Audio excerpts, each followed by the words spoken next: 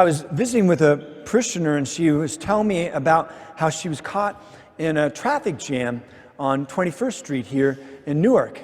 I said, how long did it take for you to get through it? And she said, exasperated, it took me 10 minutes to get through it. I'm like, really? And it made me think about when I lived in Columbus, and Columbus is a pretty big city, and sometimes when you need to get somewhere like a doctor's office or whatever, it could be 20 minutes or a half hour drive normally, but then when you add into it like rush hour or road construction, that 20 minutes or half hour could take an hour or two for you to get through. And it just, made me think about one of the many reasons why I'm really enjoying my time here in Newark is that there are no traffic jams, right? Proportionally speaking. And have you ever noticed that it takes only about 10 minutes to get to anywhere you want to go in Newark? Yeah, I really like that, Like my dentist is here now, and I have a doctor here now, and a chiropractor here now, and all of them take about 10 minutes away. If it's a grocery store or if it's a hardware store, 10 or less. If I'm going on a bike trail and I have my bike on my car, again, it just takes about 10 minutes. I really like that. Traffic jams. So I was reading an article recently about traffic jams that are related to road construction. And the guy who was being interviewed is a big rig operator, one of those big trucks that are a part of construction teams that are out on our roads. And he talks about how when they're out working on the roads that, people are not always happy about the construction. Maybe you found yourself in a similar situation. It's a highway, but it's a parking lot. And he says that, when people then pass his rig, sometimes they offer him gestures. And I can't show you that gesture in church today. And sometimes they shout out of their window words. And they're not like, have a nice day, or thanks. In fact, if I shared those words with you, I would probably have to go to confession. So he got the bright idea that he would put a banner, a message on his big rig. So he had one made, attached it to the rig, and it said something like this: roads are always under construction. Be patient. I'm clearing a path for you. And it was that message that really came back to me, or really was, as I was reading it this week, matched up with what I was reading and praying with in the scriptures, and not the gospel reading, but our Old Testament reading from Isaiah 55. Because here's the thing. God is often the one who is clearing the path for us when we run into a roadblock in our lives. And I think, in essence, this is something of what God is saying to us through the prophet Isaiah in Isaiah 55. He says this. He says, my ways are not your ways, and my thoughts are not your thoughts. In fact, as high as the heavens are above the earth, so high are my ways and my thoughts above yours. But then God also speaks through Isaiah, and he says, so seek the Lord while he can be found. Call to him while he is still near. And it's those two messages combined that I want to say something about today, specifically regarding the roadblocks in our lives. Because here's what we run into. Let's just stick with the roadblock in road constructions. We've all been in them, and especially when we're in big cities, man, it's a hardship, right? Because we want to get to our destination. And there's this huge roadblock, and we're not moving forward. And so what does it do? It elicits from us all kinds of emotional responses. And it can be anger and frustration and exasperation and all kinds of other things. But that's an allegory, I think, for also what is true in the spiritual life. And just in life in general, that affects the spiritual life. So one of the things that is in front of all of us right now is COVID-19, right? And how COVID-19 and everything surrounding it has stopped us as a society, and many of us as individuals. And we're stuck, and we want to move forward as a people, but we can't because of all that's related with this roadblock. And so what happens with this roadblock?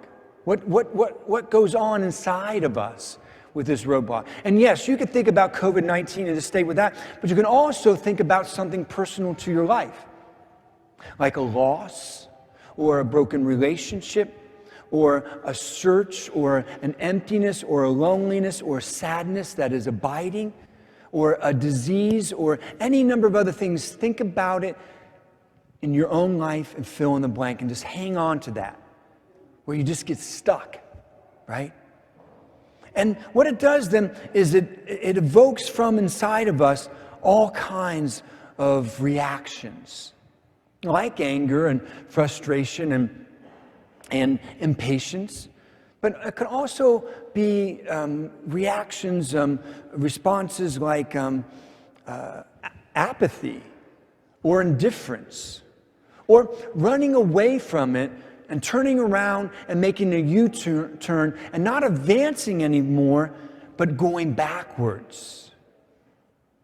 And what does that look? Like when we then, with all the troubles, we try to drown them out with distractions, or we try to numb them with substances, or any number of other things that help us, that we think help us address the fact that I am stuck in this traffic jam. And the question becomes for us as people in general, and as a people in a society, but even just as important for us as individuals, is what to do with that. Well, I think that God is speaking to us in Isaiah. I know He's speaking to us in Isaiah, and it applies to this very situation. And in two parts. The one part is this, is that often when we go through traffic jams, and now I'm speaking more about the personal stuff in our lives, it's a mystery to us. And we don't know how to navigate it. We don't know how to move forward. We don't know what to do with it. And we don't know that God is wanting to do something in it. So that's the mystery part, where God says through Isaiah, my ways are not your ways. My thoughts are not your thoughts. In fact, so high as the heavens are above the earth are my ways and my thoughts above yours. So that should clue us in that, yes, when we are running into roadblocks in our lives, that if we don't figure out a way to deal with the mystery, like all mysteries, we can really become frustrated. And personally and as an individual and just on a human level, but then also spiritually in our relationship with God and other people. But there's another part, because He also then says to us, so, call to me while I am near, and seek me, and I can be found. And when we're in the midst of a roadblock and we're blaming God for it, who's not to blame? Or we're blaming other people for it, or if it's something that we've done, we're just beating ourselves up about it, right? And we don't know where all it's come from. We don't know the web and the complexity of how it all works together, and we don't know where it's going.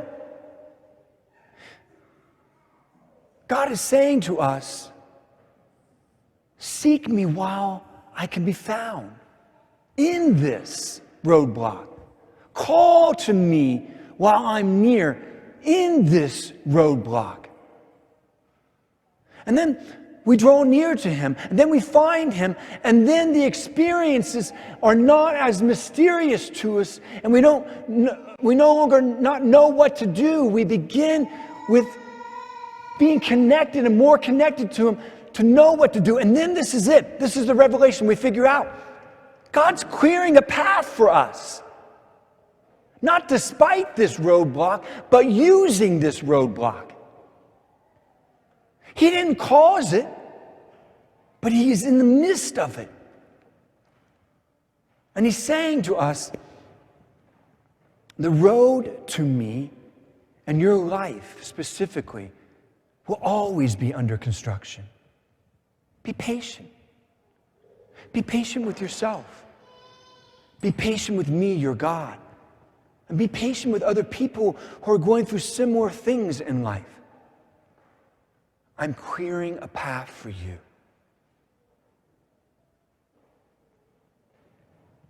It's a beautiful message.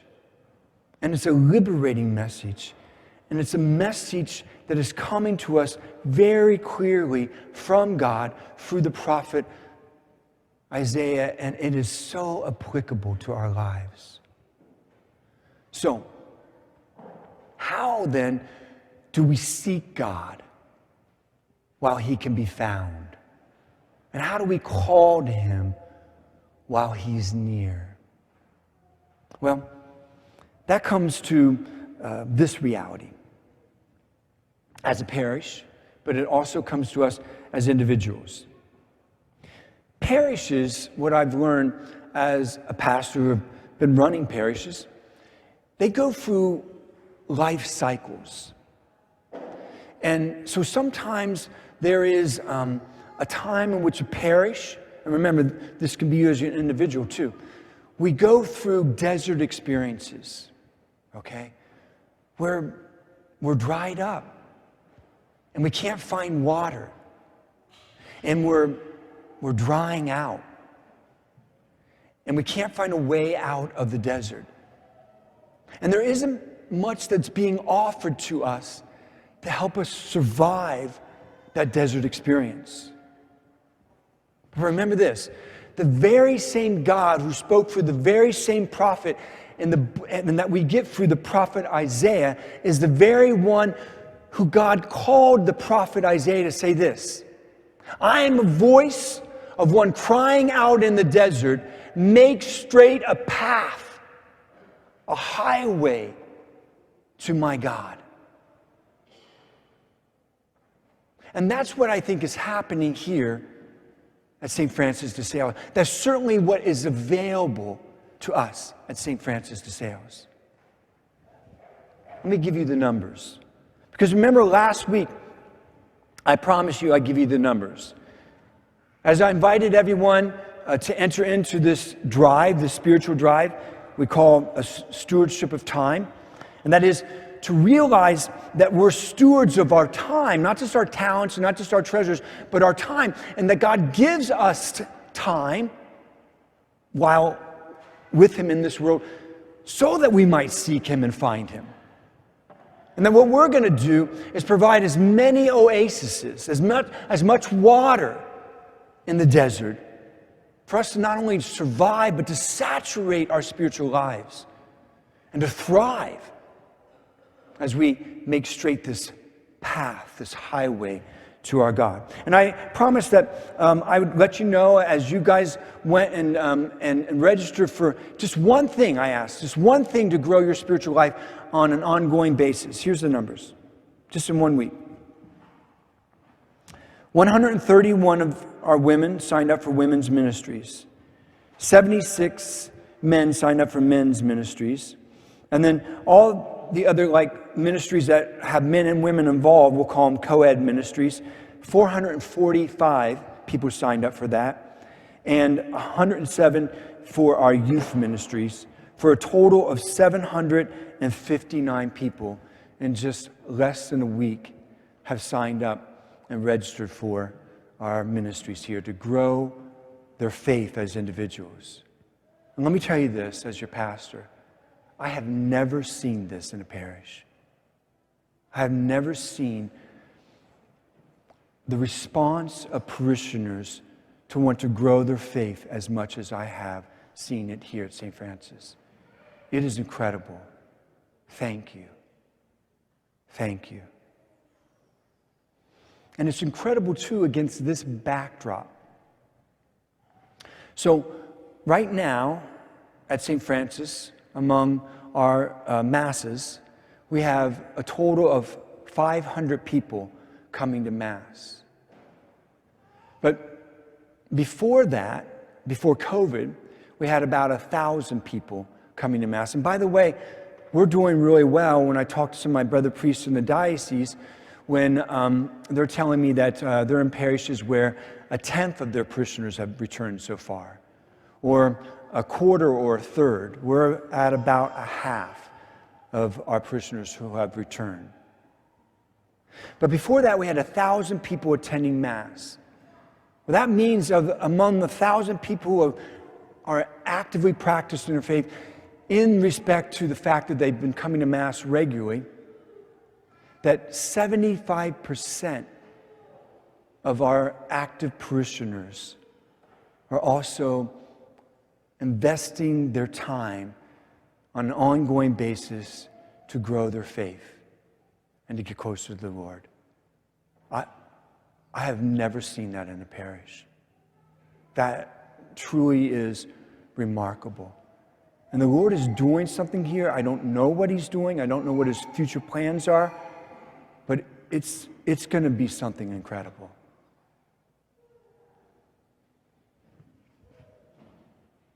But there's another part to this. What about everybody else?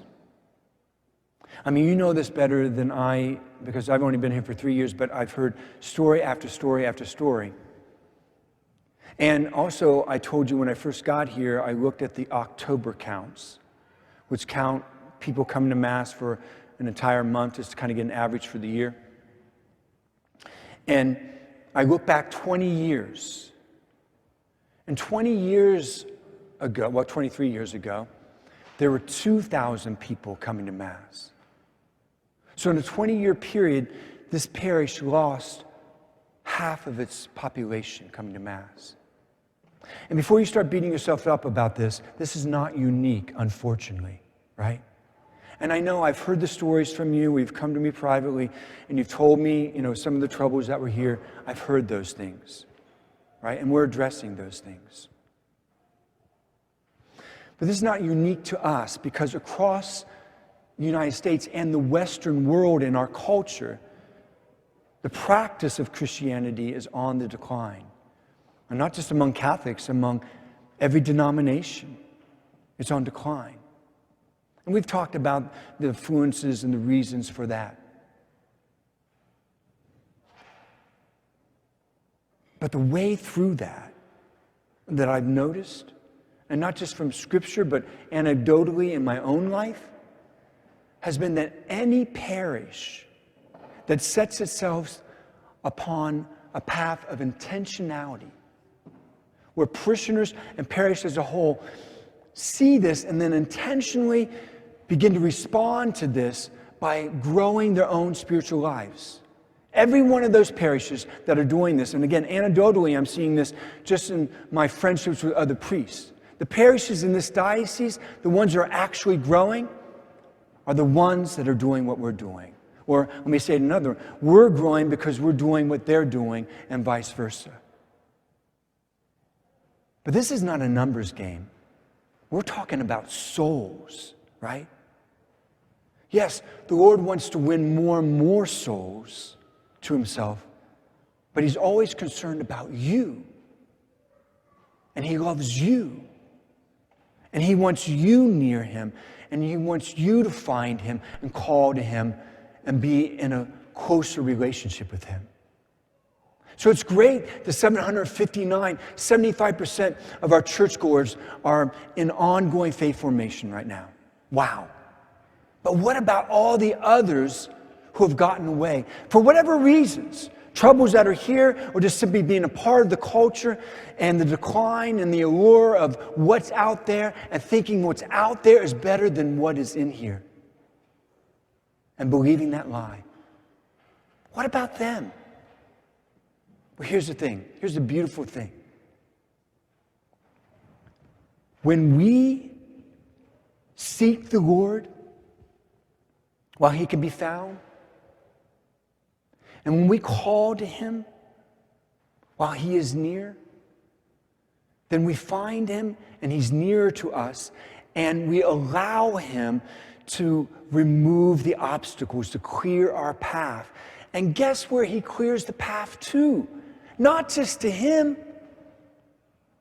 God, when He was speaking through Isaiah and saying, I'm a voice crying out in the desert, make straight a path to me. It's so not just Isaiah can make a straight path, but Isaiah can make a straight path for God's people.